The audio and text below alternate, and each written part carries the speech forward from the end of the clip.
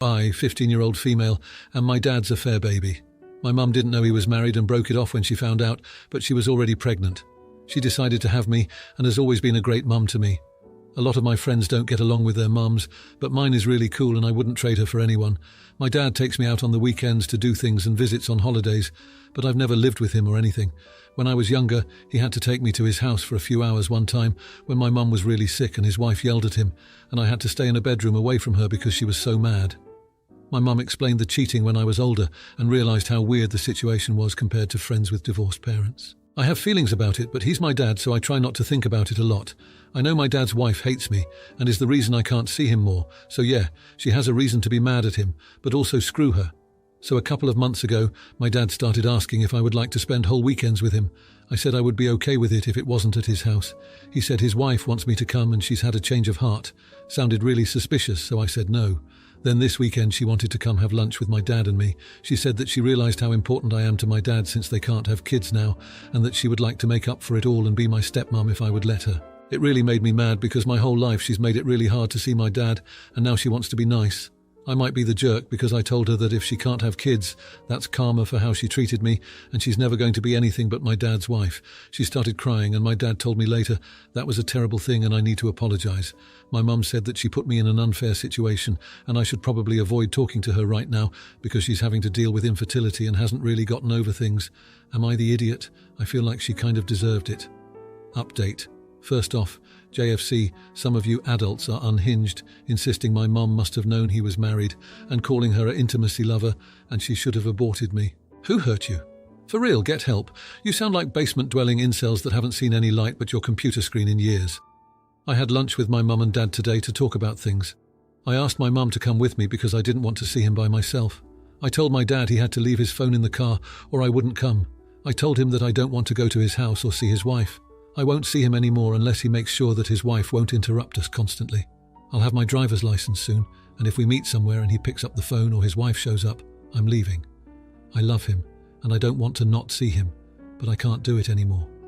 My mum says I can choose whether I want to see him or not. He said he loves me, and he understands, and he doesn't want to lose me from his life. He promised he would work it out over the Thanksgiving break, and we could talk about spending more time together when I get back from my grandparents'. My mum said to try not to think about it and just enjoy being with the family and seeing my cousins, but yeah, that's going to happen. So maybe I still have a dad when I get back and maybe I don't. Now, for a few comments before the update. Comment 1, OP. Why are you giving a pass to your father? You do realise he caused all of this, right? He's no angel and he sure as hell isn't as good as you seem to think he is. You're judging her for a mess he created. Was she right in her actions? Absolutely not, but recognise that she's a victim here too. No idiots here because you're all victims of your father's shitty choices. Comment 2, not the idiot. When she learned of her husband's affair, she had two choices. Leave or stay and treat the baby, you, with common human decency. She chose option 3, make the innocent baby the scapegoat. Stay away from her, especially while she's dealing with her infertility. Your plan of only seeing your dad away from her is a good one. Now, for the update. A lot has happened since I last talked about the whole mess with my dad and his wife. I've been trying to sort through my feelings and figure out what I want to do about everything. It's been a pretty intense few days, and I'm still not sure where things are going to go from here. The day after the lunch disaster, my dad texted me to apologise. He said he was sorry for how things went down and that he wanted to make things right. I didn't reply because I was still mad and didn't know what to say. My mum told me to take my time and that I didn't owe him a response until I was ready. 2 days later, my dad showed up at my school. He waited outside until I was done for the day and approached me as I was leaving. He looked really sad and said he just wanted to talk. I was still feeling pretty raw about everything, but I agreed to go for a walk with him. We ended up sitting on a bench in the park nearby. He told me that he had a long talk with his wife after our lunch and that they were going to see a therapist to work on their issues. He said he understood why I was upset and that he didn't want to put me in the middle of their problems anymore. He also said he was going to make more of an effort to spend time with me without her being involved. I listened, but I didn't say much. I was still processing everything. I told him I needed some space to think about our relationship and what I wanted it to be. He said he would give me all the time I needed and that he would be there when I was ready to talk. The next day, my mum and I had a long conversation about everything. She said she supported whatever decision I made about my dad, but she also reminded me that people can change and that maybe his wife was really trying to make amends. I wasn't sure I believed that, but I appreciated her trying to help me see things from a different perspective. I spent the weekend at my grandparents' house, trying to distract myself with family and fun. It was nice to get away from everything for a bit. But the situation with my dad was always in the back of my mind. When I got back home, there was a letter from my dad waiting for me. He wrote about how much he loved me and how he regretted not being a better father. He said he was committed to making things right and that he hoped I could forgive him and his wife in time. I haven't responded to the letter yet. I'm still trying to figure out what I want to do. Part of me wants to try to rebuild our relationship, but another part of me is scared of getting hurt again. So that's where things stand right now. I'm caught between wanting to give my dad another chance and being afraid of opening myself up to more pain. It's a tough spot to be in, and I'm not sure what the right move is. I guess only time will tell what happens next. Now for the comments, comment 1. Hey kiddo, I get why you're feeling torn. It's okay to be angry, and it's also okay to take your time to figure out what you want. Your feelings are valid, and setting boundaries is super important. Just remember, people can grow and forgiveness can be healing, but it's all on your terms. Comment 2. I've been there with family drama. My stepmom and I clashed for years. It took a lot of talks and time to get to a good place. It's tough, but sometimes giving people a chance to show they've changed is worth it. Take it slow and protect your heart, but keep an open mind. Now, for the next story. I, 42-year-old female, am one of 5 children, and my father died when we were very young, leaving my mum and my 4 siblings. My parents had collected a lot of cool things over the years. When my mum downsized to a condo after all the kids had left home, she got rid of a lot of items that she no longer had room for. We all had things that we were sentimental about, and as one of the younger siblings, I didn't request anything, although I had strong connections to a few items. After everyone had decided on what they wanted, I wound up with 3 things that were of little to no financial value, but I treasure them for the memories they represent. The first item is a tractor seat that is bolted to a butcher block to make a funky chair. The second item is a 1970s tacky spice cabinet, and the third thing is a set of stoneware pastry bowls that my mom had saved green stamps to buy. Over the years, my siblings have sold, destroyed, or lost the items that they got, and now when they come to my house, they often comment on the things I have, saying things like, "I didn't know you got those, and I've always wanted that." My mum even told my sister behind my back that she could have the tractor seat chair that I had, because I wasn't really using it. My mum saw that I had it in the garage because I was protecting it from the weather, and it needed sanding. For other reasons, I have gone no contact with this sister. Well, she texted me out of the blue to ask if she could have the chair. I told her it was sentimental for me and I would prefer to keep it. She tried to guilt-trip me about how she didn't have anything left from our parents. I didn't reply, conversation over. I also knew that if she had it, it would likely be ruined since she is a bit of a hoarder and doesn't take care of things. She has let a flooding basement go unresolved for years, and her entire house smells like mildew. So bad that I can smell it on her whenever I'm around her. She refuses to acknowledge there is a problem. Shortly after the text exchange, my mum came to house sit for one night, and I hid the chair in question because I was worried she was going to have my sister come over and grab it or take it for her. Then again, recently, my mum asked me if she could have the spice rack to give to my sister. I said that I was using it, which is true. We will be hosting Christmas this year, and I plan to hide the bowls, the chair and the spice rack while my family is visiting. I'm starting to feel like I don't really want anything to do with my family at all, including the heirlooms. I'm not someone who is generally attached to things, especially when it starts to affect a relationship, but I feel on principle this is about more than the heirlooms and more about boundaries. I feel bad about hiding things, but am I the idiot? Now for a few comments before the update. Comment 1. Nope, not the a-hole. Lock them in your car trunk when they visit. If you're distracted while hosting and they snoop around for the items, they won't consider them being in your car trunk. Comment 2. Not the a-hole. I am a professional organizer dealing with a hoarded house right now and all the damage that happens when you pack an entire landfill into a home. Ugh. Now, for the update. Thanks to everyone who read my last post. It's been a week since I shared my story, and a lot has happened since then. I thought I'd give you all an update on the situation with my family and the heirlooms. First off, my mum has been acting a bit strange since the whole chair incident.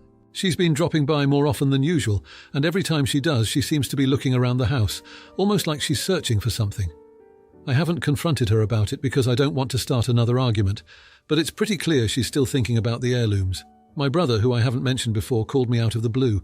He's the one who usually stays out of family drama, so it was a surprise to hear from him. He asked how I was doing and if I had any plans for the spice rack. I found it odd that he brought it up, considering he's never shown any interest in it before. I told him it was still being used, and he quickly changed the subject. I can't help but wonder if my mum or sister put him up to it.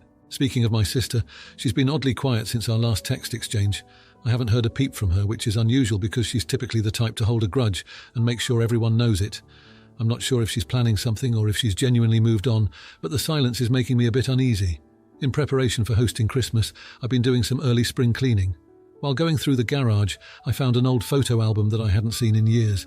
It was full of pictures of my parents and us kids, some of which included the heirlooms in the background.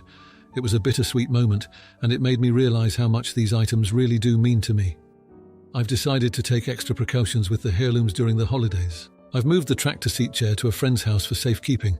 The spice rack is now in my bedroom, which is off limits to guests, and the stoneware pastry bowls are hidden in a box labelled winter clothes in the attic. I feel ridiculous having to go to these lengths, but I can't shake the feeling that my family might try to take them when I'm not looking. In the midst of all this, my youngest sibling reached out to me. She's the peacemaker of the family and wanted to know if there was anything she could do to help resolve the tension.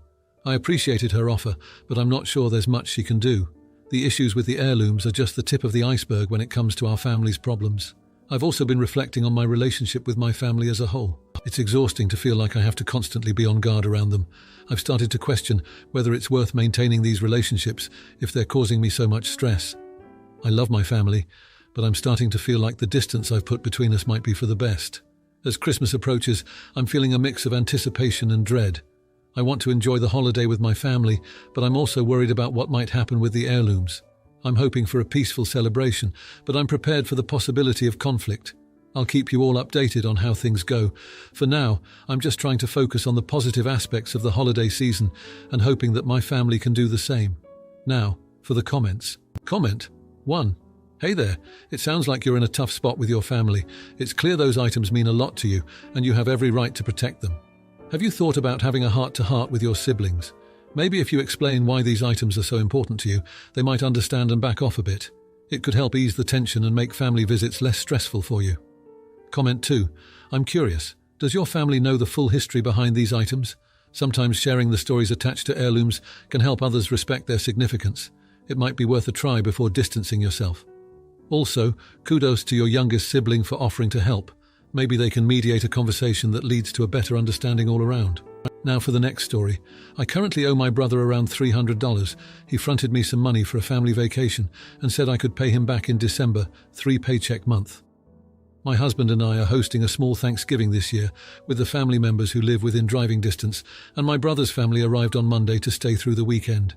His 2 kids, 3 and 6, are generally well behaved, but they're still kids. So I let him know to keep them out of the bonus room, currently half finished, and my craft room. You all know where this is going, so I'll just cut to the chase. I came home yesterday to find the kids splayed out on the living room floor, surrounded by art supplies in ruined condition.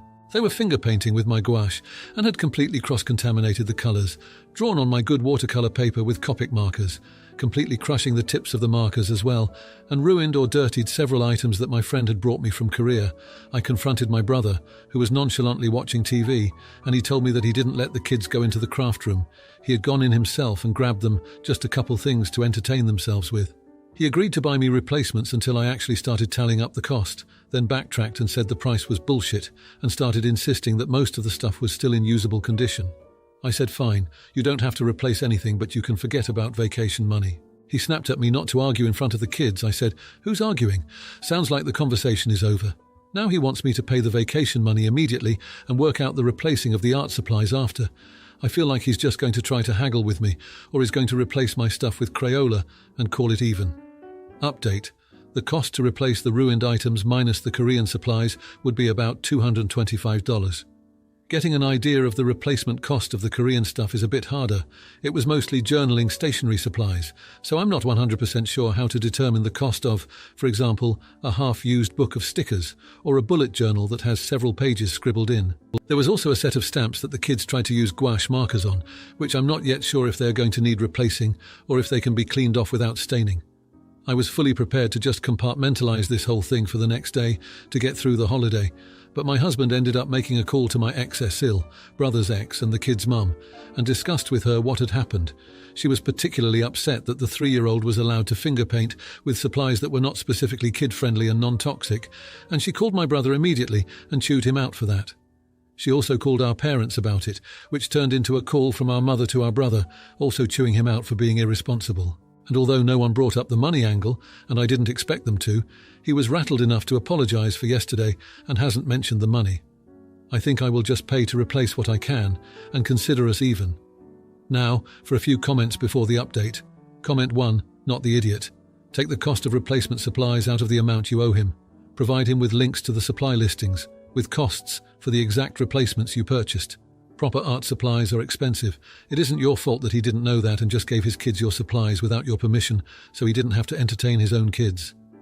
Comment 2. Professional art supplies are expensive. I bet your brother was thinking in terms of kids' paint box and crayon prices. If necessary, you should give him an itemized list and let him see how much they cost. Not the idiot. Now for the update.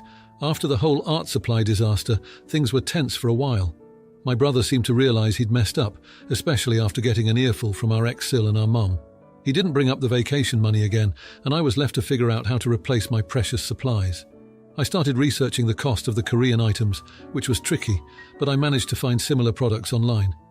The total came out to a bit more than I expected, but I was determined to get my craft room back in order. Meanwhile, my husband, bless his heart, took it upon himself to clean the stamps. He spent hours researching and carefully removing the gouache and marker stains. To my surprise, they came out looking almost new. I was so grateful for his effort, it saved me from having to replace them.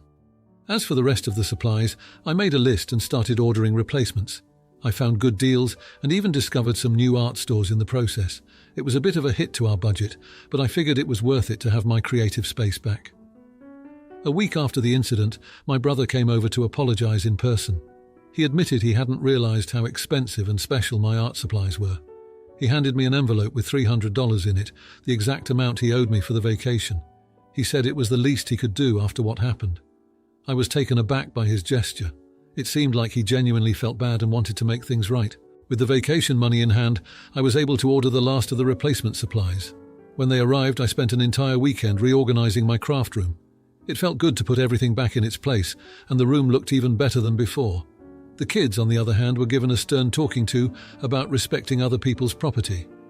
My brother and his ex-wife decided to set up a small art station at their house with kid-friendly supplies, so the kids could express their creativity without causing chaos in someone else's space.